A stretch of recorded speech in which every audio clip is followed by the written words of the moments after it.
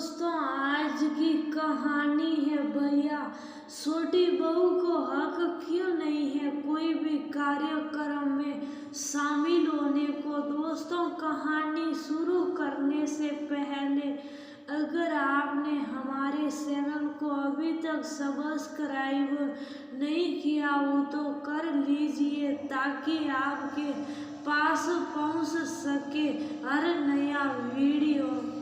अंकु, देखो तो कौन आया है। आंगन से सोईत के आवाज लगाने पर अंकिता ने जैसे ही खिड़की से झांका, उसका मन और मुंह दोनों बुरी तरह से कड़वे हो उठे। नीचे जो व्यक्ति खड़ा था उसे देखकर ही मन का घाव टीस मारने लगा। वह अपने चेहरे पर साए घृणा के भावों को संयत करने का असफल प्रयास करने लगी। तभी सोईत ने उसका ध्यान भंग करते हुए कहा, अरे शौको मत जाओ, जाकर चाय बना लाओ, अदरक और इलायची वाली और ढोकले भी लाना, साथ में हरी के साथ ड्राई चटनी जरूर रखना। ट्रे में मिठाई और पानी रखकर वह ड्राइंग रूम में गई और लौटने लगी। अरे रुको अंकु, रोहित ने कहा तो उसे मजबूरन खड़ा होना पड़ा। रोहित सोईत से कह रहा था, डूंगू मुझे माफ कर दो और भतीजी की शादी की तैयारी करो, बड़ा अच्छा रिश्ता आया है तनु के लिए। अब बात फाइनल हो गई है तो अच्छा थोड़ी ही लगता है कि हम बस दो भाई हैं और एक दूसरे के काम में इकट्ठे न हो। चाय बन रही है। संक्षिप्त सा उत्तर देकर अंकिता रसोई घर में आ गई।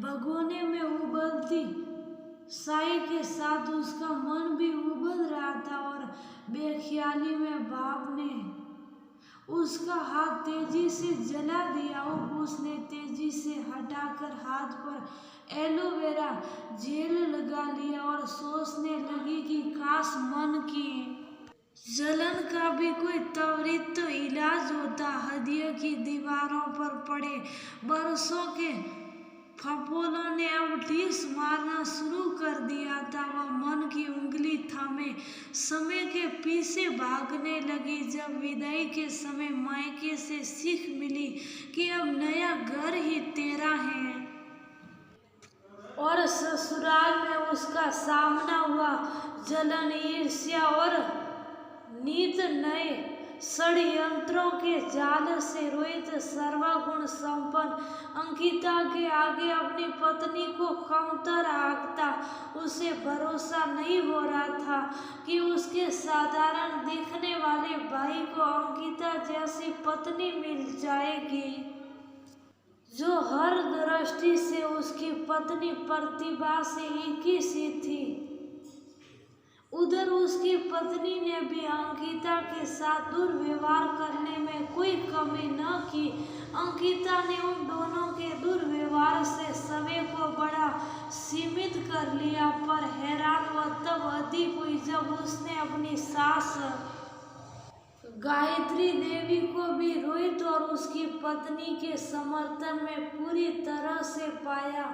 सोईत के अंधे भरोसे का लाभ उठाकर उन लोगों ने उसके हाथ से सब वैसे भी ले ही लिया था, पर सबसे शुभने वाली बात थी बातें अब बड़े षड्यंत्र से उठकर हिस्सा तक जा पहुंची थी। बार बार उसके स्वाभिमान सम्मान के साथ अपराध और फिर माफी नामे का सिलसिला चल पड़ता। पारिवारिक एकता के नाम पर उसका मन सारे वाक़े और दर्द याद कर आंखों के रास्ते सलग उठा। वो मनुष्य दिन का दृश्य आंखों के आगे आकर खड़ा हो गया। किसी अभी शब्द प्रेत सा आकर जब उसे और सोईत को सिर्फ एक सूटकेस के साथ घर छोड़ना पड़ा था। जब जायदाद के लालच में अंधे रोहित ने उस पर हाथ उठाया था। कई बार सहायता की अपेक्षा में जब उसने कदम बाहर निकाला तो उसका सामना हुआ घर के बाहर लगी भीड़ से और बड़ बोले। रोहित ने बड़ी बेबाकी से उसके चरित्र पर लाछन लगा दिए कि उसने उसके कुछ वीडियो देखे हैं। भयभीत हिरनी से अंकिता ने बेबसी से भीड़ की तरफ देखा। तमाशबीन भीड़ बस मजे ले रही थी। किसी स्त्री की अस्मिता कितनी कमजोर बना दी है समाज ने। एक विवाहिता स्त्री का अपना व्यवहार नहीं बल्कि ससुराल वालों के बयान चरित्र तय करेंगे। मेरा और आप लोग कायरों की तरह क्या तमाशा देख रहे हैं इस गिरे हुए व्यक्ति का?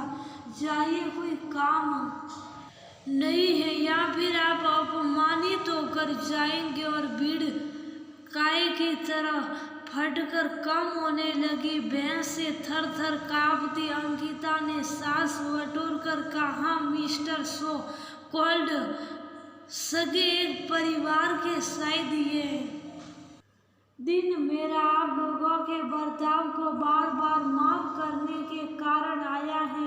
अब चूंकि आप लोग इस कदर गिर चुके हैं तो अब मैं आपसे किसी शब्द की इच्छुक नहीं हूँ। इतना कहकर वह सोहित के साथ किराए के घर में रहने लगी। कई बार अवसादग्रस्त हो उसने जान देने का विचार भी बनाया, पर सोहित ने तसल्ली दी कि किसी गलत व्यक्ति के कहने से तुम अपराधी नहीं हो जाओगी। बच्चे और मैं तुम्हें बेहतर समझते हैं और ये भीड़ किसी की सगी नहीं। पति के इस विचार ने उसे जीने का एक नया दृष्टिकोण दे दिया। अब उसने समाज की परवाह छोड़ दी और समाज की याददाश्त यूं भी कम ही होती है। चाय लेकर दोबारा उसके कदम ड्राइंग रूम की तरफ बढ़े। वह चाय देकर जल्दी से हटना ही चाहती थी कि रोहित ने चाय का कप लेते हुए एक बार फिर माफी मांगी सोहित से। सोहित के चेहरे पर खुशी मिश्रित हास्य के भाव अवश्य थे। अपने बड़े भाई रोहित को रंग बदलते देखकर उसने दृढ़ता से कहा, भाई होने के नाते मैं आ जाऊंगा, पर मैं अंकु पर कोई दबाव नहीं डालूंगा। माफी मांगनी है तो आप अंकु से मांगे। रोहित, अंकु मुझे माफ कर दो और तुम दोनों शामिल हो गए तो अच्छा लगेगा। जी माफ तो मैं आपको कर चुकी हूँ आपकी असभ्यता के लिए, पर मैं माफी चाहती हूँ आपसे। एपीजे परिवार के किसी भी कार्यक्रम में शामिल न होने के लिए रोहित बोला। क्यों? घर की छोटी बहू को हक से शामिल और अपनी जिम्मेदारी संभालो परिवार की। अंकिता बोली, आपके मेरे चरित्र पर ईर्ष्या और लालच वंश दिए घाव भरे नहीं हैं।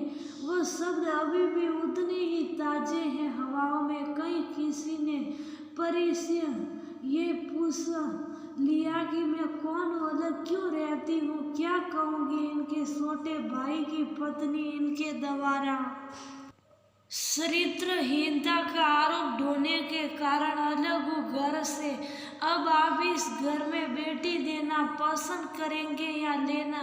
किस पारिवारिक एकता की बात कर रहे हैं आप? परिवार के सम्मान का बोझ अपने स्वाभिमान के सब पर नहीं रख पाऊंगी। क्या आपका ये गुनाह माफी योग्य है? रोहित की आंखें शर्म से झुक गई और अपराधी को सजा सुनाकर अंकिता हल्के मनोमस्ती के साथ तेजी से बाहर निकल गई।